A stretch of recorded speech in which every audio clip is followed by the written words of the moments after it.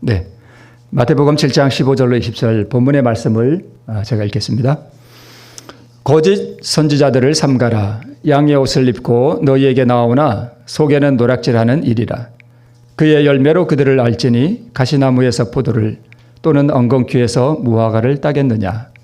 이와 같이 좋은 나무마다 아름다운 열매를 맺고 못된 나무가 나쁜 열매를 맺나니 좋은 나무가 나쁜 열매를 맺을 수 없고 못된 나무가 아름다운 열매를 맺을 수 없느니라. 아름다운 열매를 맺지 아니하는 나무마다 찍혀 불에 던지우느니라. 이러므로 그의 열매로 그들을 알리라. 네, 거짓 선지자들의 특징에 대해서 여기 기록하고 있는데요. 자, 먼저 우리 거짓 선지자가 구약에 어떻게 이 마태복음 7장에 있는 말씀처럼 되었는지 한번 보도록 하겠습니다.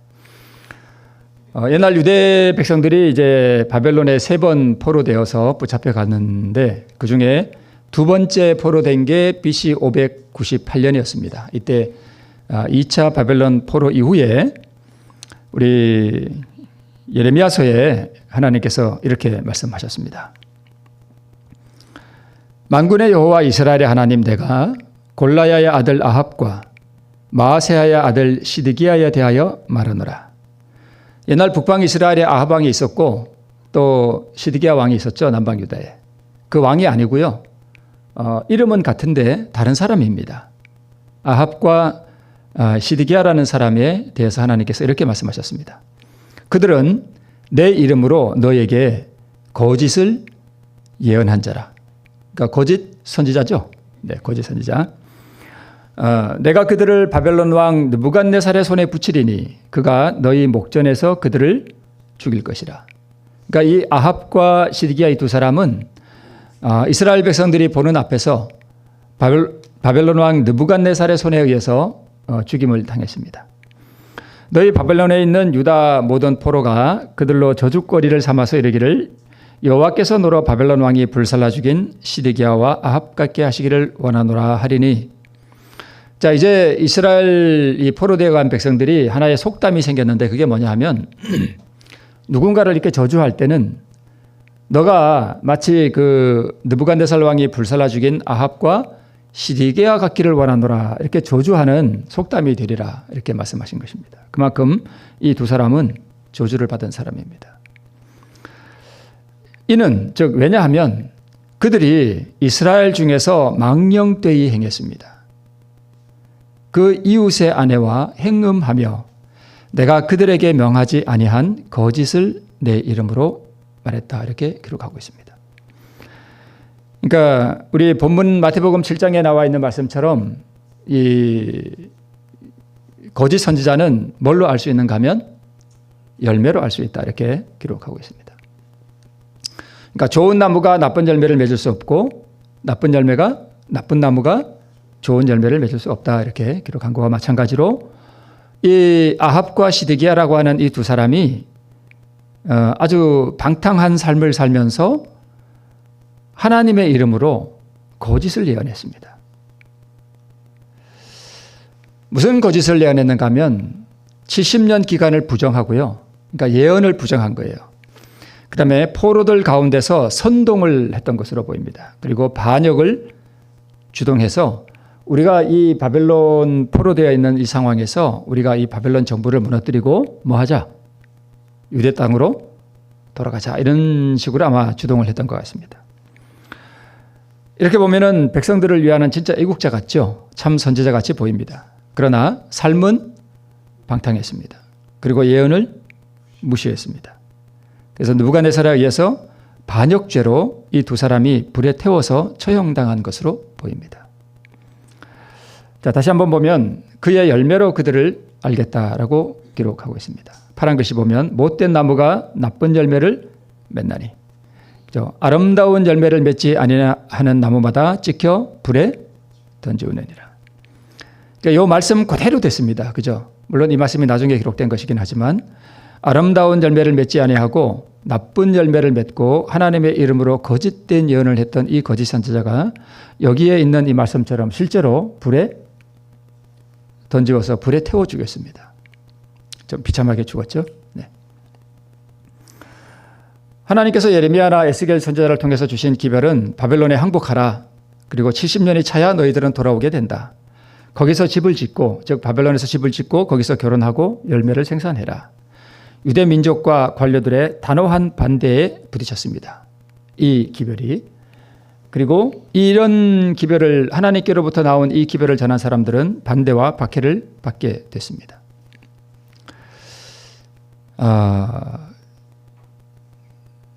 이 예레미야가 이 시드기야 왕에게 전한 기별이 뭐냐 하면, 바벨론 왕이 메어주는 그 명예를 메라. 그리고 그 나라를 섬겨라. 그리고 거기서 밭을 갈고 거기서 거하라. 이러한 말씀을 시드기야 왕에게 고했습니다. 그러면 살겠다라고 하는 이 기별을 주었는데, 이때에도 유대 땅에 거짓 선지자가 있었습니다. 이름은 하나냐입니다. 이 거짓 선지자 하나냐가 예레미야의 목에서 이렇게 멍에를 취하여, 그러니까 예레미야가 실제로 멍에를 이렇게 메고 와가지고 왕 앞에 가서 그걸 이렇게 자기 몸으로 보이면서 이렇게 하나님께서 메어주신 이 멍에를 내라. 그리고 바벨론에 가서 섬기고 살아라. 라고 하는 이 기별을 주셨는데, 하나냐 선지자가 예레미야 선지자가 목에 있는 그 멍에를 뺏어가지고 꺾어버렸습니다. 부셔버리고 모든 백성들 앞에서 말하여 가로되, 하나님께서 내게 기별을 주셨다. 그 기별이 뭐냐 하면, 하나님의 말씀이 내가 2해가 차기 전에 열방의 목에서 바벨론 왕 느부갓네살의 멍에를 이같이 꺾어버리라 하는 그 기별을 내가 받았다 하면서 이제 그 거짓된 예언을 했습니다. 그러자 예레미야가 자기 길을 갔습니다. 그리고 이어서 하나님께서 이 기별을 예레미야에게 주셨는데, 그게 뭐냐 하면, 내가, 즉 하나냐가 이 백성으로 거짓을 믿게 하는도다. 그러므로 여호와께서 말씀하시되 내가 너를 지면에서 제하리니. 그러니까 이 하나님께서 주신 기별 말고 거짓된 기별을 전하는 게 하나님께서 정말 엄중하게 보셔요. 그래서 내가 너를 지면에서 제하겠다 하는 이 여호와의 말씀대로 선지자 하나냐가 그의 7월에 죽었다라고 예레미야서에 기록하고 있습니다. 그러니까 하나님께서 말씀하시지 않은 다른 기별을 전하는 사람들에 대한 엄중한 기별이 이렇습니다. 자, 그런데 마태복음 24장 11절에 보면 이 마지막 시대에 거짓 선지자가 많이 일어나서 많은 사람을 뭐한대요? 미혹하게 하겠다 하는 그러한 예언이 있습니다. 자, 거짓 선지자들은 어떤 기별을 전하는가 하는 것을 우리 산상본에 이렇게 말씀하고 있습니다. 율법 무용론, 율법이 폐기됐다. 그러므로 율법을 지킬 필요가 없다라고 하는 거짓 선지자들이 온다는 것입니다. 자, 그리고 십자가에서 율법이 폐했다. 그래서 성도들은 십계명을 지킬 의무가 없다라고 주장하는, 우리 재림교회 안에서는 이런 기별을 전하는 사람이 제가 보기엔 없습니다. 그죠? 십계명 폐했다는 사람 우리 재림교회 안에 없죠. 그죠? 네. 폐한 계명은 뭐죠? 갈라디아 3장에 보면 19절에 보면 그런즉 율법은 무엇이냐? 범법함을 인하여 더한 것이라. 이렇게 기록된 말씀이 있습니다. 여기에 보면 그런즉 율법은 무엇이냐 하는 그 율법이 있고 범법함을 인하여 더한 율법이다. 이렇게 기록되어 있습니다. 그러면 더해진 율법이 있고 범해진 율법이 있죠. 범해진 율법은 십계명이에요. 그죠? 더해진 율법은 뭘까요? 제사제도예요. 그죠? 그러면서 갈라디아 3장 19절에 그러므로 이 율법은 천사들의 이 손으로 만들어 중보의 손을 빌어 베푸신 것인데 약속하신 자손이 오시기까지 있을 것이라. 즉 예수님이 십자가에 오셔서 그 육체로 폐해질 율법은 의식법이잖아요. 성소에서 이게 양 잡아 제사 드리는, 그거는 십자가까지만 있을 거거든요. 그런 율법이 폐했다라고 하는 그러한 말씀을 오해해가지고 마치 이게 십계명이 폐한 것처럼 이렇게 말씀을 전하는 사람들이 있는데, 이런 사람들은 다 뭐예요? 거짓 선지자예요. 그래서 무조건 하나님의 율법을 지킬 필요가 없다. 그 다음에 하나님의 율법은 십계명은 폐했다라고 주장하는 사람들은 거짓 선지자입니다. 그래서 에베소 2장 12절에도 15절에도 보면 원수된 것 곧 의문에 속한 계명의 율법을 자기 육체로 폐하셨으니라고 하는 이 말씀이 있는데, 어떤 사람들은 이 말씀을 십계명으로 오해를 해요. 원수된 것은 십계명이다. 그러므로 의문에 속한 이 십계명을 이 율법을 예수님께서 자기 십자가로 육체로 폐하셨다. 그러므로 십계명은 더 이상 우리가 지킬 의무가 없다라고 주장합니다. 그러면 도둑질해도 됩니까? 이렇게 물으면 또 하면 안 된대요.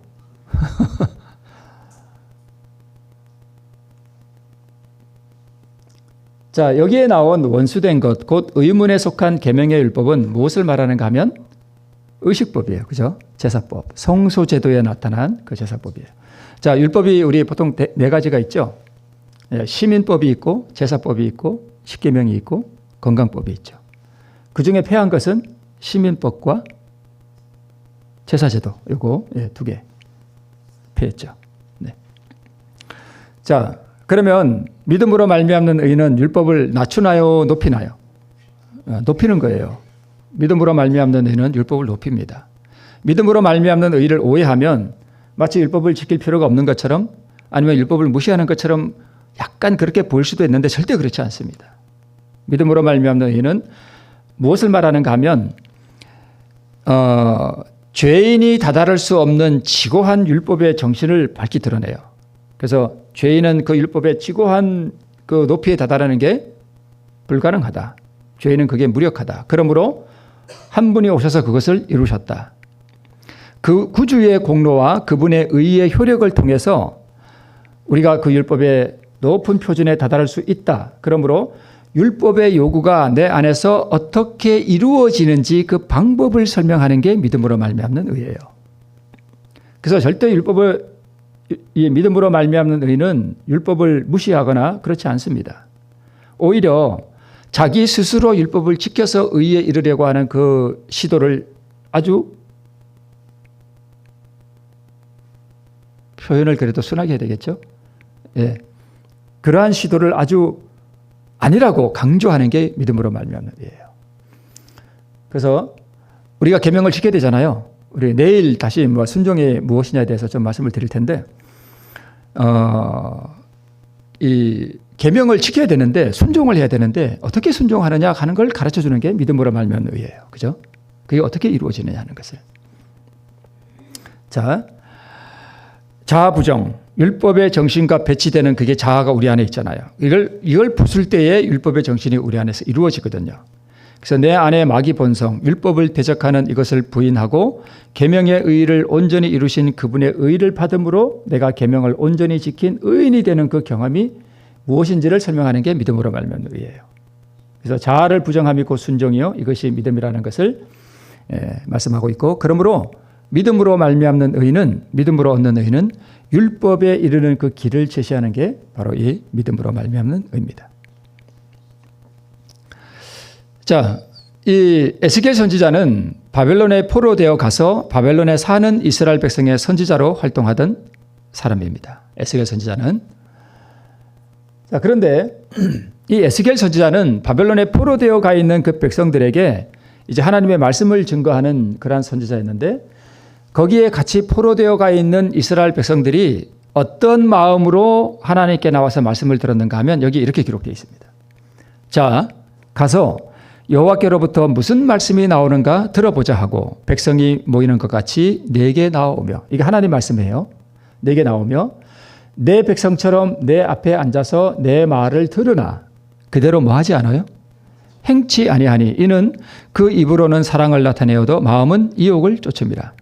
그들이 너를 음악을 잘하며 고운 음성으로 사랑의 노래를 하는 자 같이 여겼나니 내 말을 듣고도 준행치 아니했다. 이렇게 기록하고 있습니다. 자, 여기 너를 이제 이게 우리가 이렇게 교회에 오는 것처럼 그 당시 포로되어 있는 이스라엘 백성들이 에스겔 선지자한테 가서 말씀을 들을 때, 자, 우리 한번 가보자.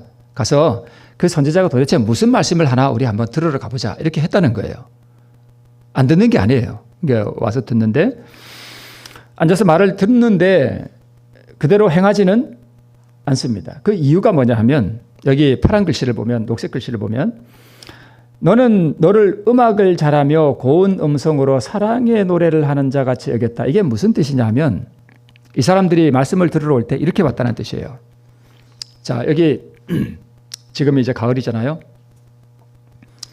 자, 오늘 여기 음악회를 해요. 그래서 뭐 소프라노, 뭐 바이올린도 하고 첼로도 하고 그러면 여러분 올 때 어떤 마음으로 오죠? 즐거운 마음. 딱 그거예요. 즐거운 마음으로 와서 이렇게 앉아가지고 잘 들어보자 하고 이렇게 앉아서 이제 듣는 거예요.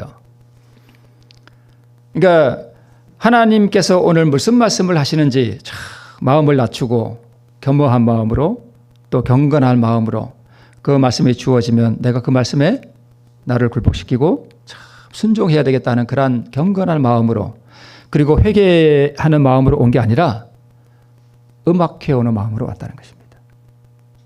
그러니까 에스겔 선지자가 이 백성들에게 회개하고 하나님께로 돌아오라고 하는 그 엄중한 경고의 말씀을 주시는데도 뭐처럼 들어요? 노래하는 것처럼 듣는다는 거예요. 잘하네. 목소리는 좋네. 근데 목소리가 약간 조금 탁하네. 이러고 앉아있는 거예요. 말이 좀 빠르네. 제가 말이 좀 빠르죠. 저 말을 왜 저리 빨리 하지? 그러니까 그렇게 음악회 하는 데 앉아 있는 것처럼 그렇게 편하게 와서 팔짱 끼고, 그러니까 어떤 분은요 이렇게 설교할 때 이렇게 팔짱 끼고 있는 거 아주 막 뭐라 그래요. 저도 가끔 이렇게 저도 모르게 이러고 앉아 있더라고요. 이렇게 이러고 약간 몸을 뒤로 약간 젖히고 다리를 꼬고 이렇게 앉아서 약간 삐딱하게 앉는 태도 있죠. 저도 모르게 어떨 때 이렇게 해요. 그럼 저 입사람이 이게 툭 치거든요. 팔 내리라고. 그러니까 이제 그게 뭘 의미하나 하면 말씀을 듣는 그 태도를 이렇게 보면 그 사람의 마음이 보여요. 그죠? 경건한 마음이 아니고 어디 이제 가령 꼭 그런 건 아니지만 좀 유명하고 좀 이름 있는 목사님이 와서 이렇게 설교하면 좀 그렇게 한데 이제 신출내기 전도사가 와서 이렇게 큰 교회 예를 들어서 한 300명, 400명, 500명 모이는 교회에 신출내기 전도사가 와서 설교하면 연세 오래되신 분들은 흔히 하실 수 있는 실수가 그런 거예요. 저 어린 녀석이 뭘 안다고 어디 한번 드러나 보자 하고 평가하고 앉아 있어요. 그게 교만이에요. 그게 심각한 교만입니다. 그러니까 그런 식으로 설교를 들은 거예요. 그 당시 이스라엘 백성들이. 에스겔 선지자가 하는 설교를 그렇게 들은 것입니다. 편안하게. 그렇게 설교를 들었는데 이 말씀을 듣고 가서 실천할까요? 안 하죠. 안 하죠. 그냥 편하게 와서 앉아 있다가 그냥 그러고 그냥 가는 거예요.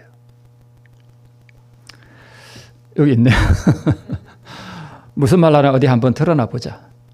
그러니까 가을 음악회에 모이는 사람들 같이 모이고 하고 이렇게 들은 것입니다.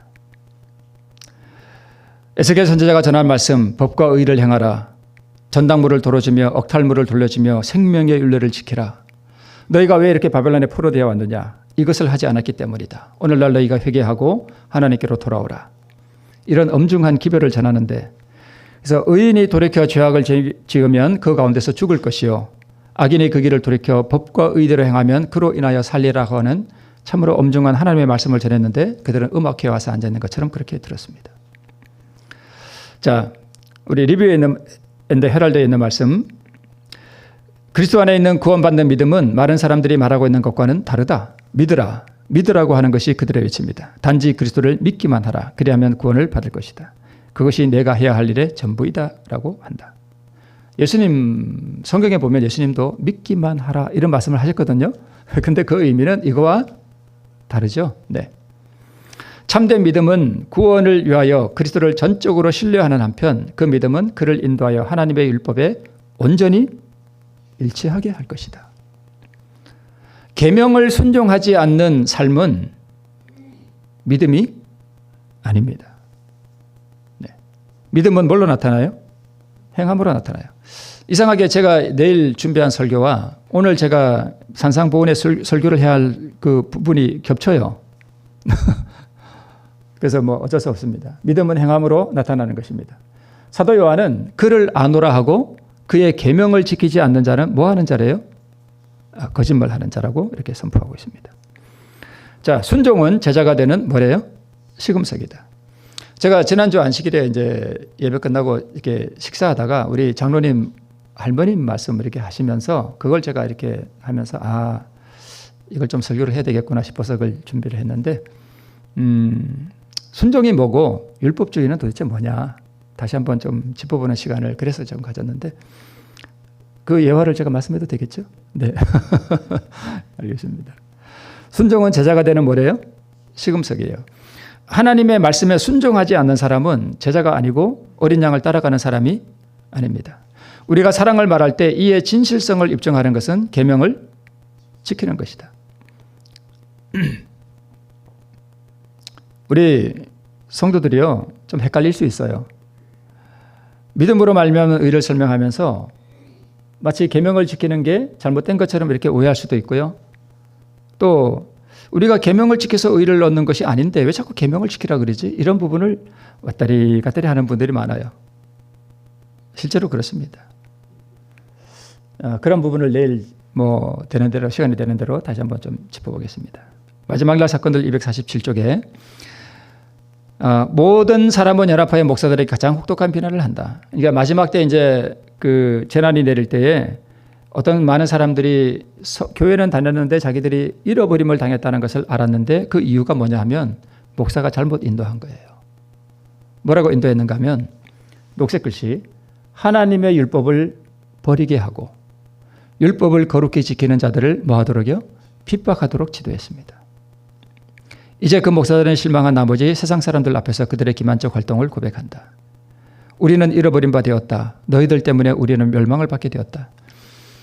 이 세상에서 가장 무섭고 가장 절망적이고 참 그 형용할 수 없는 그 무서운 고뇌가 뭐냐 하면 마지막 때에 은혜의 시기가 끝난 다음에 자기가 한평생 교회를 다녔는데 자기가 구원받지 못한 것을 알게 된 그 사람들의 입에서 나오는 그 부르짖음이에요.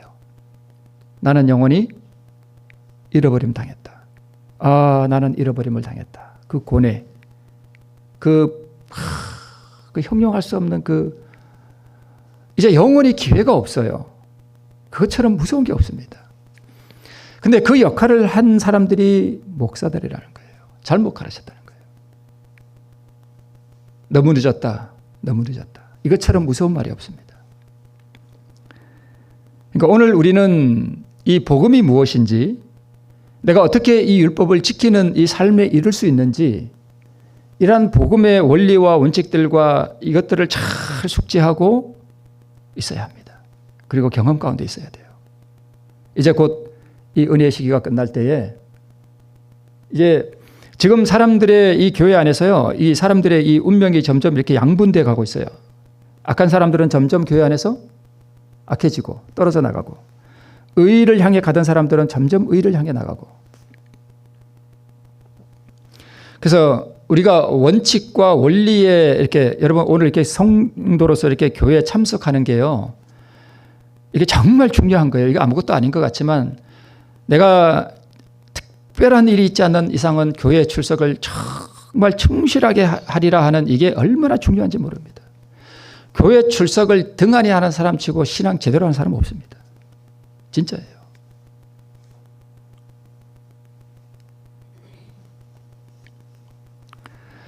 사단은 하나님 대신에 사람에게 주의를 끌게 하고자 끊임없이 노력하고 그리고 스스로 성경을 참고하는 대신에 감독이나 목사나 신학 교수들을 그들의 지도자로 바라보도록 이끈다. 그래서 요즘 유튜브가 참 좋기는 한데 지금 말씀들이 난무합니다. 저도 뭐 이렇게 하고 있습니다만은 자기 스스로 성경은 연구하지 않고 유튜브만 듣는 사람들은 정말 위험해요. 진짜 위험합니다. 그런 사람들은요, 이 기준이 없어요. 이 사람이 이런 말 하면 그런가 보다 하고, 저 사람이 저런 말 하면 그런가 보다 하고. 왜요? 기준이 없으니까. 성경과 예언의 신이 뭐라고 말하는지에 대한 기준을 자기가 깊이 이해하고 그 토대 위에 서서 있어야 되는데 이게 없으면 그냥 남의 하는 말만 듣고 이렇게 하더라 그런가 보다. 여기 말 들으면 그런가 보다. 나중에요. 이제 우리 재림교회 안에 뒤에 나옵니다만은 자 여기 성경에는 거짓 교사들 이러면은 우리 재림교인들은 거짓 교사들 거짓 선지자 그럼 다 밖에만 생각해요. 그죠? 천만에요. 거짓 교사들에 대한 경고가 충분히 주어져 있음에도 불구하고 그들의 영혼을 지켜주도록 성직자에게 맡기고 있는 자들이 많다. 오늘날 그들의 종교 지도자들에게서 배운 것 이외에는 자기들의 신앙에 대하여 아무런 설명도 할 수 없는 많은 사람들이 종교를 믿노라고 공언하고 있다. 그들은 구주의 가르침은 거의 유의하지 않고 지나쳐버리면서 목사들의 말은 맹목적으로 믿는다. 우리 재림교회는 아니지만 개신교회에서 왜 우리는 일요일날 교회를 다니고 저 사람들은 토요일날 교회를 다닌다는데 안식일을 안 지키고 우리는 왜 주일을 지키나요? 그러면 목사가 주일이 맞습니다. 지금 안식일 지킬 필요 없습니다.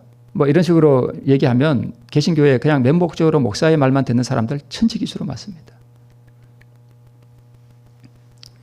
우리 재림교회는 안 그럴까요? 스스로 성경은 연구하지 않고 그러니까 말씀 남의 설교만 계속 듣는 사람들은 상당히 위험합니다. 자기가 이 진리가 무엇이 진리인지에 대한 명확한 기준이 없고 자기가 어디에 돛대를 내린 것이 없기 때문에 이리 바람이 불면 이리 실려가고 저리 바람이 불면 저리 가고 무엇이 진리인지에 대한 명확한 판별 기준이 스스로 세우지 못해요. 그래서 사람이 옳다고 생각하거나 목사가 그에게 옳다고 말해주는 것으로 넉넉지 못하다. 그의 영혼의 구원이 위기에 놓였으므로 그는 자기 스스로 성경을 연구해야 한다. 자기의 확신이 아무리 강할지라도 목사가 진리가 무엇인지 아는 사람임을 아무리 확신할지라도 그것이 그의 기초가 될 수는 없다. 제가 완벽한 진리를 설교한다고 말할 수는 없어요. 저도 실수할 수도 있고 조금 잘못 알 수도 있습니다. 그러나 믿음으로 말미암는 의 이것만큼은 그리고 그리스도가 우리의 의가 되신다라고 하는 이 위대한 진리만큼은 위대한 기초입니다. 인간의 입술에서 발해질 수 있는 가장 아름다운 멜로디는 믿음으로 말미암는 의와 그리스도께서 우리의 의가 되신다는 이 말이라고 정언에 기록되어 있습니다. 인간의 입술에서 발해질 수 있는 가장 아름다운 말은 그리스도께서 우리의 의가 되신다는 말이에요. 이것만큼은 변할 수 없습니다. 믿음으로 말미암는 의예요. 이게 가장 위대한 진리입니다. 자, 이제 마치면서 조금 몇 가지 글을 좀 보고 마치겠습니다. 하나님께서는 진리를 어디에 주셨는가 하면 이 교회에 주셨어요. 자, 이 교회에 주셨다는 게 무슨 뜻이냐면 목사들에게 직접 주셨다는 것이 아닙니다. 하나님께서는 이 교회에 진리를 주셨는데 어떻게 주셨는가 하면 대언의 영의 형태로 즉 영감의 기록으로 주셨어요. 누구를 통해 주셨는지 우리 다 알잖아요. 기록된 말씀으로 주셨다고요. 뭐를요? 진리를요. 이 교회에 주실 때 목사에게 주신 게 아니에요. 한 사람을 부르셔서 그를 통해서 우리에게 이 진리를 주셨어요. 그래서 재림교회가 배도했다거나 바벨론이 되었다고 주장하면서 자신들은 바른 진리를 가졌다고 주장하는 분파주의자들이 끊임없이 이 교회 안에 있어 왔습니다. 그죠? 많이 있어요. 지금도 있습니다. 제가 오늘 또 어떤 전화를 받았어요. 외국에 사시는 분인데 제가 자세하게 말씀을 드릴 수는 없고요. 이상하게 우리 재림교회가 배도했다. 재림교회는 진리가 없다. 그러면서 자기가 연구한 이것이 옳다. 그러면서 성령을 부인하고 사람들이 거기에 지금 미혹되어 나가고 있다는 얘기를 제가 들었습니다.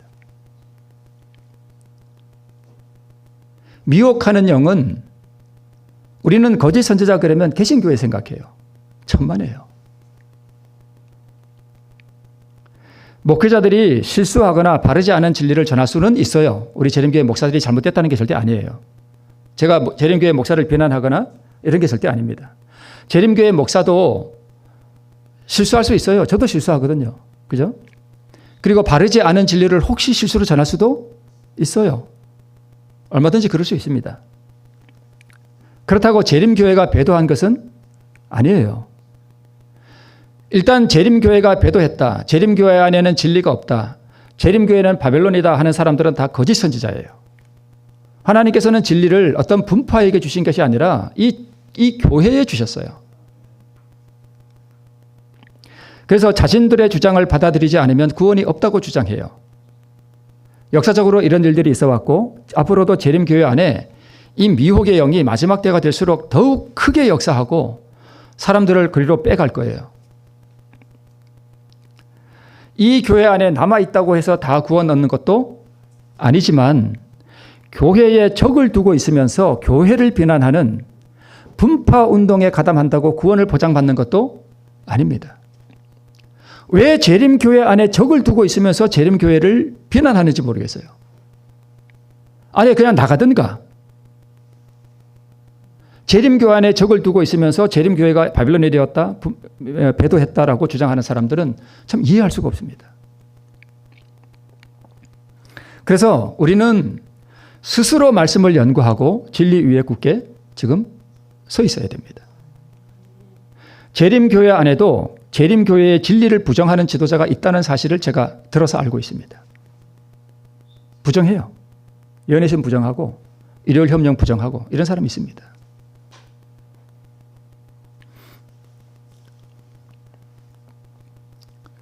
도비아는 이미 성전 안에 들어와 있습니다. 도비아가 누군지 아시죠? 네. 도비아는 이미 성전 안에 들어와 있습니다.